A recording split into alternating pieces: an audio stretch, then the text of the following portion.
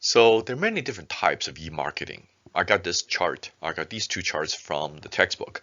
So the one to the left describes the channel, describe whether you use e-marketing, whether you use marketing through websites, social networks, mobile phones, and offline, which is of course non-digital.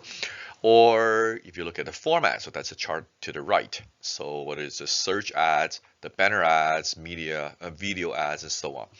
So there are multiple ways to slice and dice the world of e-marketing. The way I look at it is that there really is just some categories that we need to focus on. So one is search. So search can be on the website, or can be on mobile. And then we have email, which is very specific. And then we have the social media type of ads. So that's mostly sponsorship and sometimes lead generation. And then the rest are all online advertising. Whether it's banner ads, whether it's video-rich media, classified, the uh, they're all done by showing you and me the ads so that we react to it. So basically, they're just the four types of ads, four types of digital ads: search, email, social, and social media, and online advertising and display ads. So we're going to talk about social media advertising when we discuss social media and social networking. I'm not going to spend too much time about email because that's something that we know very well, and in the rest of this lecture, I'm going to focus on online advertising and search. And you can see by matching all these different forms to the consumer decision process, then then you can actually use you can fine tune the different forms, such as in the decision in the purchasing phase, whether you use search, whether you use online, or which part of the online display, online ad display that you want to use. And also you can track them. You can track the effectiveness of each one that you're going to pick in each stage. So this is how you can track them and what type of metrics you're going to use. So for instance, in the awareness, you can focus on the impression, how many times you have shown to different to the viewers, and you can see how much they have spent on searching for the content. You can see the conversion rate, and you can see the retention rate, and so on. So let's turn our attention to online advertising. Later on, I'm going to talk about search. So the online advertising, just like offline advertising, have pretty much the same set of objectives. So we want to build brand awareness. This is probably the most long-term objective of online advertising. And then we want to make sure that there's a consumer demand of the products and services that we have. And then we want to make sure that the consumers know that we can actually satisfy the demand, and then ultimately we want to drive sales. The best part about online advertising compared to offline is that, number one, we can actually create instant reactions, and number two, we can measure the effectiveness of the instant reactions. So the ability to actually not only to create the reaction immediately, but also to measure that.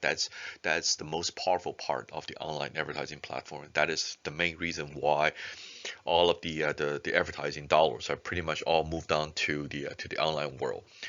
Don't overlook that. Don't underestimate that point, because if you're in the marketing department of a company, if you want to perform a better marketing, then the ability to drive instant reaction and the ability to measure the effectiveness of your marketing, of your advertising is really important.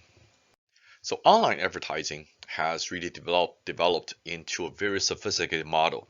So the buyers the buyers of the products and services versus the advertisers are completely separated in this whole world, because the media the media in between are not really a direct connection between these two. So traditionally, when we think of advertising, so let's say when Procter and Gamble, I came up with a new shampoo.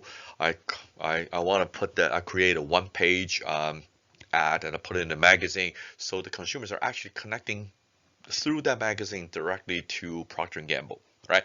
That's not how online advertising works. So there are consumers who are going to read the websites, who are going to use the app, and so on. And then there are advertisers who want to reach the consumers in the best possible ways. So there are all kinds of different websites, a combination of websites and systems and apps and so on. So how would the advertisers choose one? Well, the advertisers don't have to worry anymore, because now they just use an ad platform. Basically, is the ad network and ad servers that allows the advertisers to pick and choose the different combination of the audience based on the demographics, based on the psychographics, and then the consumer supposedly will reach the will be presented the ad when they use the site, or when they use the app that the advertisers will like to send their advertising to. So it's a really complicated world right now, and the ad network is basically a collection of different websites and different servers, so that they can actually combine. They can actually direct the ads most effectively and most efficiently to the target audience. And such a complicated setup created a, a really not only large but growing online advertising industry. So you can see all kinds of different providers that are there. So we're not just in the world where we we're looking at the advertisers, the agencies. So they used to be only there. The advertisers, the agencies. Now we're actually seeing the digital agencies that are finding the right channels, the media management companies that are actually sending the actual ads to different places. They're on the network side. They're network side of things that are actually connecting the ads to the publishers, who are the websites or the mobile apps and so on. So there's a whole bunch of new sub industries that are coming up to manage this very complicated, very rich online advertising world. And this is a snapshot of the composition of this world. And I can't read anything. I'm not sure that I'm not sure any of you can. These are actually growing, getting more complicated. I'm sure that sooner or later the consolidation will happen, but at the same time the fine tuning of the advertising platform is also happening at the same time. So there will be more coming up in terms of the content development, in terms of experience maximization, in terms of the relationship build up, in terms of the consolidation and sales connections and so on. So this landscape keeps changing, and the players are changing very, very fast. If you're connecting with one advertising players, you may not be able to see that particular ad agency next year. So this is something that that we're all going to get used to, because it will take some time for the whole advertising industry to stabilize. Well, at the end of the day, it's all about how much it costs and how effective it is for me to reach my target audience, right? So that is the main reason why the advertising dollars have all gone to digital. So the cost model or the pricing model are listed on to the left. So you can actually have one-on-one bartering to decide a negotiation. But the main ones are the three: the CPM, the CPC, and the CPA. CPM is cost per 1,000 impressions. So every time an ad is shown 1,000 times to in 1,000 instances, then you have to pay a certain amount. CPC is cost per click. So just by looking at the ad or just by showing the ad doesn't really mean much unless the someone clicks through the this particular ad, right? So the advertisers can actually pay not based on the number of times that an ad is being shown, but the number of times that the audience has clicked through this particular impression with this ad. And then the final one is cost per action, or sometimes we call it cost per acquisition. Then the purpose is not just to get the audience to click on the ad, but also have to do something. Maybe they have to actually make a purchase. They may have to register for an account. They may have to sign up for an email. They have to do something.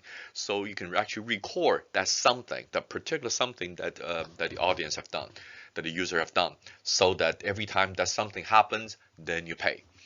So those three actually gives you the way of measuring the success, and that's why the cost will be quite different, because the CPM measures how many times an ad is being presented, right? So let's say that there's 1% click-through rate, so that will be the CPCs. So if a particular ad is presented 10,000 times with a 1% click-through rate, CTR stands for click-through rate, then there will be 100 clicks out of this 10,000 impressions. And then with 1% conversion rate, then I get one purchase. So that's a CPA is only 1% of the CPC. So now we can find how much we actually, what is the effectiveness of this particular online ad campaign. So on this chart, I'm showing the two tables from the textbook. So one is about the click-through rate. So this is how effective each format, each marketing method is. And the other one is the pricing. Okay, so of course these two are linked, because if you're more effective, then of course the pricing is better. You can price it higher. Just a couple of things that I just want you to pay attention to. So what would be the best click-through rate? So the most effective way. So if you look at that, that's the search ads. So search ads have the click-through rate in the single digit. Okay, everything else is pretty much smaller than less than 1%. So that's why the search engine is still, search advertising is still the probably the most effective way, or is probably the most common way of doing if you want an immediate reaction to ads, if you want sales, then search engine advertising is still the best. And the other thing I want you to pay attention to is the pricing in terms of CPM. So CPM, remember CPM is the cost per 1,000 impression. So if you're showing the ads versus the video, showing a static ad versus a video ad, the CPM is very, very different. So the CPM is almost 10 times when you consider a video versus a display ad. Why? Because video ads are more effective, and then you can see that from the click-through rate here on the video versus the banner ads. So these are some of the basic principles you will follow. Now, when you do advertising, when you do marketing, you want to make sure that it's more effective, the conversion rate is higher, and whenever you go to a source where go to media where the conversion rate is higher, you're going to have to pay more. So in addition to the banner ads or video ads and other rich media ads, all the different forms, all those forms of showing display ads to the audience. There are some other forms of online advertising that can be considered as part of this whole group of display ads. So there's price comparison that they're showing multiple providers of the same products or services. So the providers will want to show ads there if someone is searching for this, right? So that's one. Or the advertisers can actually provide coupons through websites, through emails. So that is a replacement, of course, of the traditional way of sending coupons to the households by weekly mails. But there's also one thing that's very interesting that I want to talk a little bit about. That is the retargeting. When you go to a shopping site, a lot of times you put something in the shopping cart and then you drop it, right? So the statistics said that on an average of 74%, 3/4 of the shopping cart are abandoned, and that is a big problem for e-commerce companies. So through this very complicated, very sophisticated advertising networks, then the advertisers can actually not just to place an ad to you at a particular publisher, but also can actually use the advertising network to keep track of what you have seen, and then show you the ads that are related to the item that you're interested in. So for instance, when you go to if you go to Nike and then you put one pair of Nike shoes in your shopping cart, and then later on you just I'm not going to buy that, and then the next day when you use the same computer with the same IP address, and then you go to the New York Times site, you see the advertising of that pair of Nike shoes showing to you. You see why? Wow, that's pretty interesting. And you go to Facebook, you see the same ads, and you go to Business Insider, you should see the same ads. Then you probably wonder how come all those websites like Facebook or New York Times would know I'm interested in this. Well, they don't know. It's all the ad network that keeps track of your movement from one website to another. And then whenever whenever they see that you're on that site, and then the site is part of this advertising network, then they can show the same ad to you from that site. So that's called retargeting. That's a very common method of online advertising, and you just pay a little bit of attention, you see that that's happening on a daily basis. And this is actually a very effective way of doing advertising.